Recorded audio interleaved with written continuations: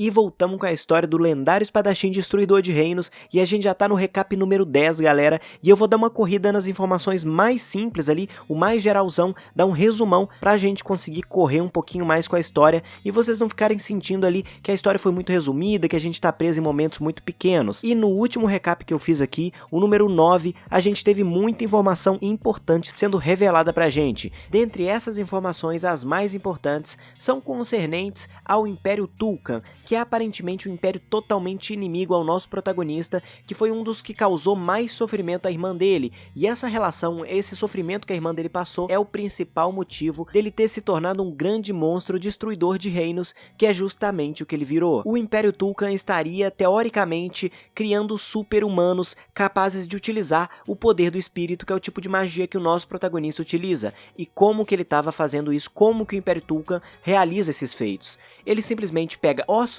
e sangue dos dragões e implanta em seres humanos, e eles fazem isso, fizeram muitos testes em animais, muitos testes em seres humanos, até que finalmente eles conseguiram uma criação perfeita, um ser humano muito mais poderoso, muito mais longevo e também capaz de utilizar uma magia de outro nível, e foi o que causou justamente a destruição do Reino Teslan. Não só a destruição do Reino Teslan, mas também do continente inteiro que ficou a seu comando no futuro. Então, a partir daí, a gente já consegue ter uma visãozinha do que está por vir na obra. O protagonista, ele quer vingança e ele quer mudar as coisas. Ele quer mudar o futuro completamente, fazendo com que sua irmã não passe pelo que passou, e também juntando companheiros para ele conseguir ter uma vida melhor e não se tornar o monstro que ele era antes. E agora, continuando, logo depois de conversar com o diretor, o protagonista já sai e encontra, obviamente, a companheira dele, a Charlotte, a pequena vampira de sangue nobre, e junto com ela também a mestra dele, que tá ali na forma de um fucking boneco, e foda-se. E aí um diálogo bem breve se inicia, que é a Charlotte perguntando pra ele se ela agora iria participar da academia. Ele responde que sim, e a feição dela simplesmente fecha, ela aparentemente fica um pouco chateada com isso, e pergunta pra ele o seguinte: eu ouvi falar que a academia seria um local onde só os humanos escolhidos poderiam frequentar. E ela comentou o seguinte: como você sabe, protagonista, eu não sou, né, uma humana, eu sou uma vampira. E o protagonista nem hesita e responde: e daí, você é humana, você é vampira, tanto faz. Você é quem? Charlotte de Royale. Você é da família nobre, da família real dos vampiros, e você é só você. Não se limite por questões tão pequenas assim, e como eu te disse, se você quiser se tornar uma monarca, eu vou te transformar na rainha do mundo. Se você quiser refazer toda a sua espécie, eu vou te ajudar. Se algum problema no mundo surgir, eu vou resolver pra você, então não se preocupe com coisas tão pequenas assim. E beleza, foi um momento muito bacana, a gente já viu momentos desse entre ele e a nova companheira dele. Aí ela responde o seguinte: mas a minha mãe me disse, sabe, que nada no mundo é de graça, mas eu no momento eu não consigo fazer nada pra você, chefe. E ela chama o nosso protagonista de chefe. E o protagonista responde: não existe algo desse tipo, algo que seja simplesmente de graça. No futuro eu vou precisar que você responda um pedido meu, você me ajude em alguma coisa, mas isso num futuro bem distante, aí você vai poder me ajudar, mas por enquanto não se preocupe com isso. E essa foi a primeira cena do capítulo 47 desse manhwa, e logo em sequência o protagonista já comenta que é muito lamentável a situação da Charlotte. A espécie dela foi quase extinta, ela era da família real, ou seja, ela sentaria no trono, seria a rainha dos vampiros, ela vai se tornar muito poderosa ou tem potencial, o pai dela foi morto na guerra, a mãe dela acabou morrendo também, enfim, ela tá numa situação muito ruim, e é por isso que o protagonista se responsabiliza tanto assim por ela, pra ela conseguir ter um futuro legal. E logo em sequência a gente tem um pequeno corte, tipo um flashback de 2 minutos atrás, que tem a ver com o último recap que eu fiz, que é ele conversando com o diretor dessa escola, e ele comenta o seguinte: beleza, eu vou realizar os procedimentos da matrícula da Charlotte hoje ou amanhã, agora quanto à sua mansão, ela vai estar pronta daqui 2 horas, só que é uma mansão muito grande, então você não vai dar conta de limpar ela sozinho, eu vou mandar algumas pessoas pra cuidarem da casa, pra você não ter que se preocupar com essas coisas. E o protagonista já pensa ali: beleza, seria uma maravilha e tal, mas é óbvio, e ele sabe, o protagonista sabe disso, que o diretor tá pensando na verdade em colocar pessoas pra observar o nosso protagonista, porque vamos concordar, ele não tá nada normal em comparação com o prota de 1 mês atrás, antes dele regressar, e o diretor sabe disso. E aí a gente já tem um corte pro momento atual, logo depois da conversa dele com a Charlotte, e a mestra dele tá com um sorrisão no rosto e tá olhando com muito orgulho pra ele, e ele pergunta: por que você tá me olhando com tanto orgulho assim?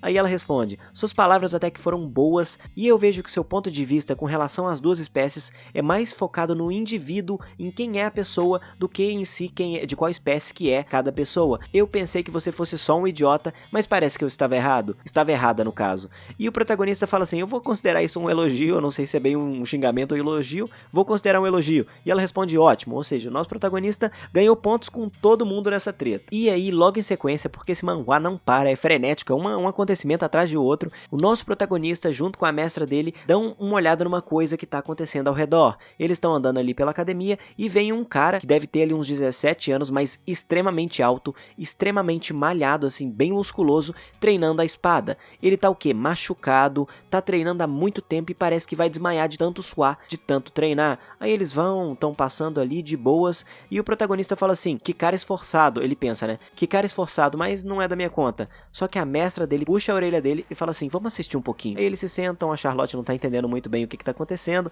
eles estão olhando ali e ele pergunta assim, mestre, o que tem, qual é desse cara, por que ela pediu pra eu olhar pra esse cara, deixa eu dar uma olhada no talento dele. Aí o protagonista se assusta muito, por quê? Porque o cara é bem medíocre, tá ligado? O cara, ele tá no segundo círculo, mas ele pode chegar no máximo até o quarto. É isso que constatou o nosso protagonista, que esse cara é simplesmente bem medíocre mesmo, ele não vai conseguir evoluir muito na magia. Só que aí ele vai, olha pra mestra dele e fala assim, por que você tá interessada nele, mestra? Tipo, qual foi? Tipo, ele é muito medíocre. Aí ela comenta com ele, olha, eu sei que você tem bons olhos pra ver o talento das pessoas, mas você não consegue enxergar mais nada nesse cara que tá treinando ali? Aí ele começa a observar a condição física, começa a observar as coisas e tal, e ele percebe o seguinte, e ele percebe isso a partir de um comentário da Charlotte. O cara, como eu disse, tá totalmente suado, tá muito machucado e tá treinando há horas, tá quase desmaiando. Aí que o protagonista se toca de uma coisa, o círculo dele já foi quebrado, o círculo de mana, e ele conseguiu reconstruir sozinho, com força de vontade.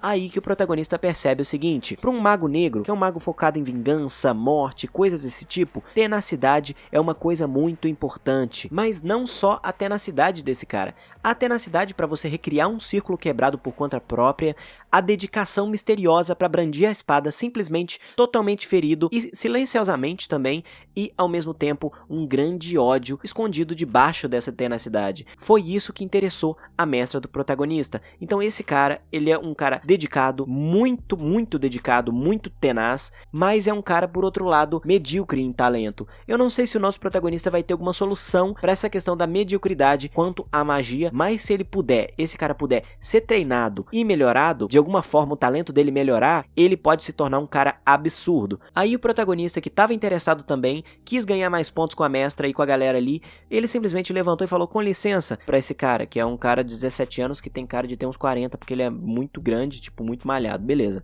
Aí ele chega e fala assim, cara, você tá colocando muita força no seu braço direito, melhora essa postura, senão você vai machucar aí enquanto você tá brandindo a espada, faz isso pra você não se machucar durante a batalha. E outra coisa, você tá muito consciente do seu círculo quebrado, e o cara já ficou impressionado com isso, porque não era pro nosso protagonista saber que ele tinha ali o círculo quebrado, porque não é qualquer um que consegue perceber isso. Mas o prota continua, a sua postura tá tentando proteger demais o seu coração, e dessa forma você cria outras aberturas, então esquece isso e treina a espada adequadamente. Isso se você não quiser morrer em batalha, obviamente. E essa foi uma conversa muito boa, o protagonista quebrou o galho desse cara, e ainda por cima falou assim, toma aqui essa poção de vida aí, essa poção de cura, sabor uva, ela é de alto nível e tal, e o protagonista também pensa, eu fiquei rico depois de roubar o Gonzales, que é o cavaleiro que tomou um pau uns capítulos aí pra trás, e ele quebrou essa desse cara, deu a poção ali de vida, e falou assim, treine muito bem, que depois a gente vai se ver aí, a gente vai conversar. E o cara depois comenta consigo mesmo assim, depois do protagonista já ter ido embora, ele pensa o seguinte, nossa, é o Jack Valentier, que eu acho que é assim que pronuncia o nome do nosso protagonista. Ele que chamaram de lixo, o fracasso da Casa Marquesa, não parece ser nada disso. Ele, na verdade, tirou notas muito boas na escola no último semestre e tal. Eu tirei 0 em quase todas as matérias. Ou seja, ele também é ruim em questões acadêmicas, é um cara só muito esforçado. E eu esqueci a propósito de falar, o nome desse cara é Thanos. Então é mais um tipo de referência aí. Thanos, Thanatos, essas coisas, enfim. São referências, esse manhwa gosta de fazer algumas referências. E aí a gente já corta pro nosso protagonista, que depois de dar um rolezinho ali fora na academia, conhecer esse cara, foi fazer o quê? Foi dar uma olhada na mansão que ele conseguiu. É um local cheio de mansões, cheio de gente, mansão pra gente rica, e o nosso protagonista agora conseguiu uma. E ele chega lá, e um cara já chega falando pra ele assim, então, senhor Jack Valentier, que é o nome do nosso protagonista, você pode falar com esse pessoal aqui, sempre que precisar de alguma coisa. E é o que? Os mordomos que o diretor mandou, que obviamente são pessoas o quê? Mandadas pra vigiar ele, e também pra limpar a casa e fazer as coisinhas. E o nosso protagonista já pensa, já comenta consigo mesmo ali, que o nome desse garoto dos recados, do ancião, que é no caso cara que tá falando com ele isso, a frase que eu falei anteriormente, o nome dele seria aparentemente Zé Ninguém. É o mesmo pseudônimo do cara lá que ele meteu um apavoro na hora que ele tava indo lá buscar a mestra dele. O nome daquele cara também era Zé Ninguém, que é um pseudônimo utilizado por pessoas que não querem ser reconhecidas. E o protagonista já comenta com esse garoto de recados, troca ali umas palavras, eles conversam, e no final das contas a gente tem a seguinte troca que acontece entre os dois. Ele fala assim: certo, é assim que um garoto dos recados devem agir, mas você não sabe que isso é rude? Aí o cara pergunta: o que é rude? Aí o protagonista fala: o fato de que você está escondendo sua verdadeira aparência com polimorfia, ou seja, o cara tá transformado. E o protagonista fala: o ancião sabe que você tá fazendo isso? O cara já fica impressionado com isso, beleza, aí ele fala assim: tem um pseudônimo e tal, estava meio na cara o que estava acontecendo aqui, mas no final das contas, qual é? Quem é você e o que você tá querendo esconder aí? Mostra seu rosto e tal.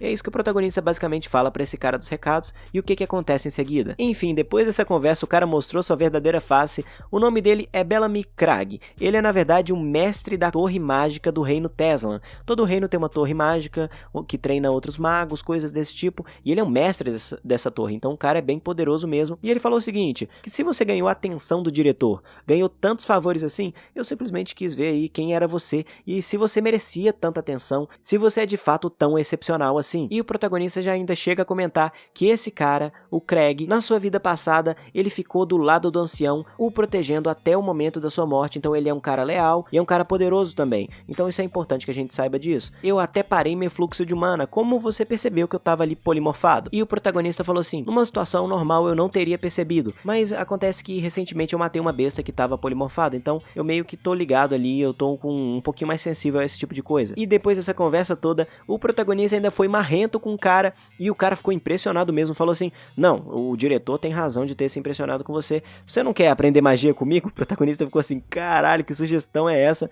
E falou assim: eu já tenho mestre e tal. E o cara continuou insistindo pra ele ser discípulo dele, mas no final das contas o protagonista simplesmente falou que não, e a mestra dele falou com o cara, ou seja, a mestra dele não é de falar com ninguém, mas a mestra simplesmente interviu na conversa na hora que ele tava pedindo pra ser ali mestre dele. E o que ela vai dizer pro cara? A mestra do protagonista é extremamente overpower, é muito cabulosa mesmo, chegou e falou pro cara assim: cara, você alcançou um 9º círculo de magia muito cedo, você é muito novo e tem um talento gigantesco, não desista de alcançar o 10º círculo, que eu consigo sentir vestígios do 10º círculo dentro de você. Você provavelmente foi atacado por alguém quando você estava quase alcançando o 10º círculo, mas não desista. Normalmente seria impossível, mas eu consigo sentir os vestígios e eu tenho certeza que você vai conseguir alcançar o 10º círculo de magia, que é o que? O auge da magia normal. Alguém que consegue o 10º círculo provavelmente vai conseguir utilizar o poder dos espíritos, que é a magia que o nosso protagonista utiliza, que é transcendente. Depois de dar esse recado pra esse cara, o cara ficar impressionado, perguntar o nome dela, ela falar que não vai falar o nome, é melhor ele não saber. Ele vai embora, voltar pro que ele tem que fazer como mestre da torre de magia, e a mestra do protagonista falou assim: muito lamentável, um sem talento e o outro que vive sem saber que tem um grande talento. Eu não queria deixar os dois assim, então eu fui e ajudei eles um pouquinho. E o protagonista ficou um pouco ciumado e tá falando assim: por que você tá ensinando alguém que não é seu discípulo? Você não vai me ensinar nada não? E ela fala assim: e você lá tem alguma coisa pra aprender de mim? Você utilizou simplesmente a magia que eu criei, que é o auge, o máximo que eu sei fazer, e você simplesmente utilizou no Gonzales criando mais um círculo de magia pra ele. Eu não tenho mais nada a te ensinar. Você ter utilizado isso mostra claramente que quando eu tava te ensinando, eu consegui te passar tudo que eu tinha pra te passar. Ou seja, o nosso protagonista é basicamente um discípulo formado já. E agora a gente já sabe uma nova situação em que o protagonista tá. Ele tá sendo vigiado na mansão onde ele está agora, que ele ganhou. Vai rolar uma treta no próximo capítulo que eu tenho certeza que vocês vão gostar de ver, porque inclusive a mestra do protagonista vai se transformar no seu modo real, corpo humano, que ela consegue fazer o quê? Uma noite por mês. Então isso é muito raro, um acontecimento raro, e a gente vai ver o real poder dela, mas só no próximo capítulo. Eu espero que você tenha gostado desse vídeo. Se você curtiu, deixa o like aí embaixo, se inscreve no canal e ativa o sininho de notificações. Vai ter um vídeo do canal na sua direita, um vídeo na sua esquerda. Assiste que vocês vão curtir. É isso e até a próxima.